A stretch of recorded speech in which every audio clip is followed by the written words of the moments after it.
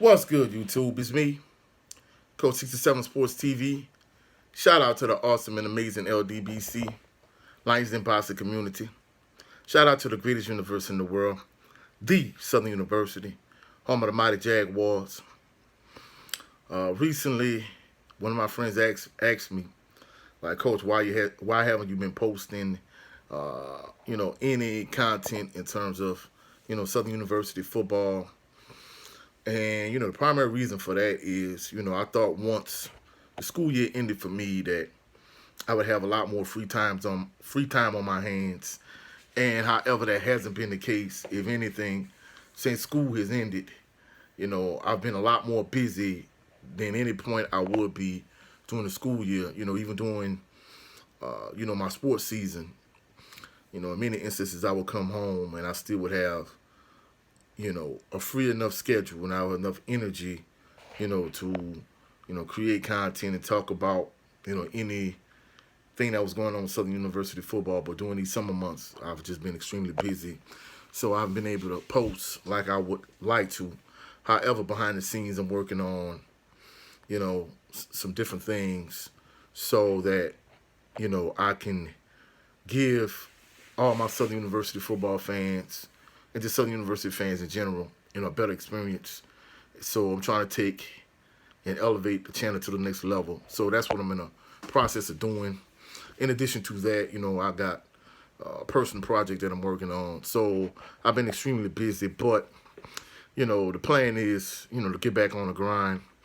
And in this particular video, in one of the group chat with some of my brothers, basically, we were talking about, Southern University football and how, as a Southern University fan, I have an optimistic outlook because, some of the teams, for Southern that, had good seasons, that, had good, decent SWAC seasons. In addition to that, a couple of teams that even won the SWAC and Black National Championship, a couple of those teams I didn't expect to be as good as they actually became. So, I have an optimistic outlook, but some Southern fans are like unrealistic in terms of the fact that, they expect Southern to go undefeated and only lose one or two games. And as a Southern fan, I expect the best from my team, but I'm gonna be realistic at the same token. Do I think it's possible for them to win the SWAC West? Yes. I think it's very much possible. But for me to expect them to win 9, 10 games, I think that's unrealistic because, the quarterback situation is not stable. You don't know what to get. You don't know what to expect from the offensive line play. Now, over the years, Southern has had some excellent offensive lines from the time that Pete Richardson was the head coach, even up until this past season. Of course, this last team, you had one first team all SWAC offensive lineman, second team all SWAC offensive lineman. Of course, they wasn't as nasty as some of the Southern offensive lines of the past, but nevertheless, they still were a good offensive line. So the point I'm trying to make is, I still have high hopes and I have good expectations for Southern University football, but I'm not jumping out the window expecting them to, have as good a season as Jackson State had the last couple of seasons. That's unrealistic.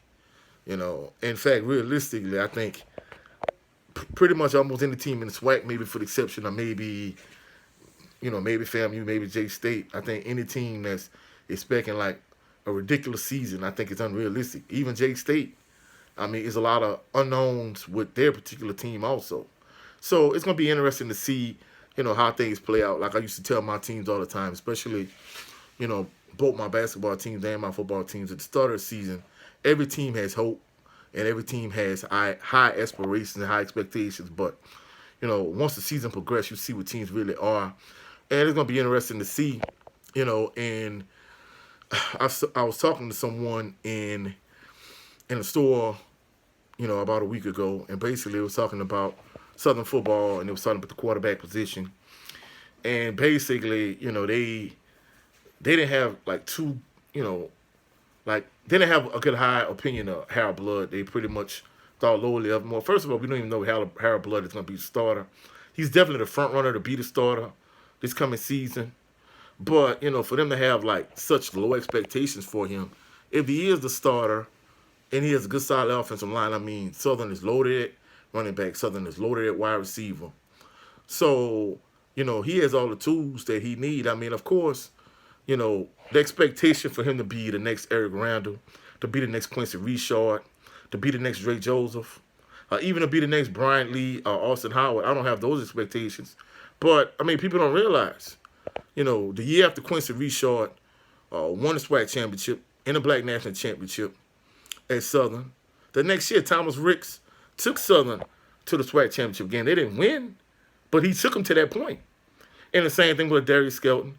And the same thing with Darius Skelton. The same thing with Bashawn McCray. As much as Bashawn McCray struggled at times last year, Southern still got to the SWAC championship game. Now, of course, in my opinion, he shouldn't have been a starter. That should have been Glenn McDaniel. But the point I'm trying to make is, some of these Southern quarterbacks that weren't expected to go as far as they went, they had good seasons and they took their team to SWAC championship. So, I'm not saying that he's the same type of quarterback as those guys because, Thomas Ricks, Darius Skelton, Bashawn McCray, all of those were like run-first type quarterbacks. But nevertheless, those guys got their team to a SWAC championship game.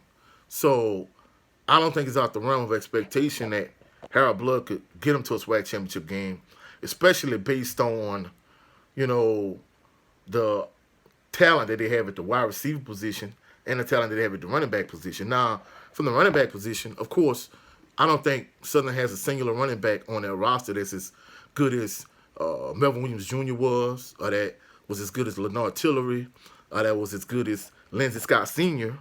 They don't have a singular wide receiver that's maybe as good as Michael Hayes was, or Willie Quinn, or maybe Lee Dawes, Alfred Ard.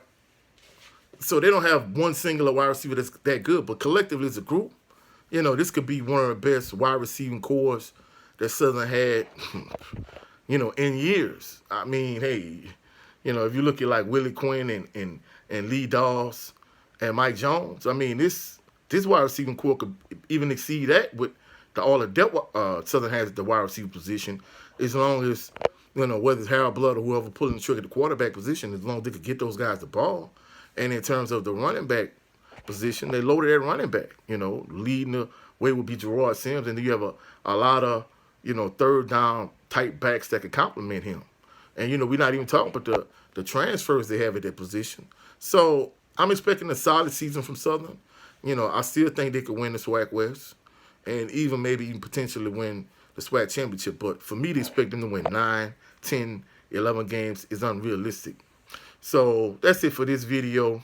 The plan is, to work on things behind the scenes so I can have everything set up like I want for the actual season, so I can bring you the best possible content as a Southern University fan that you can possibly get, so you got the best possible experience you can get.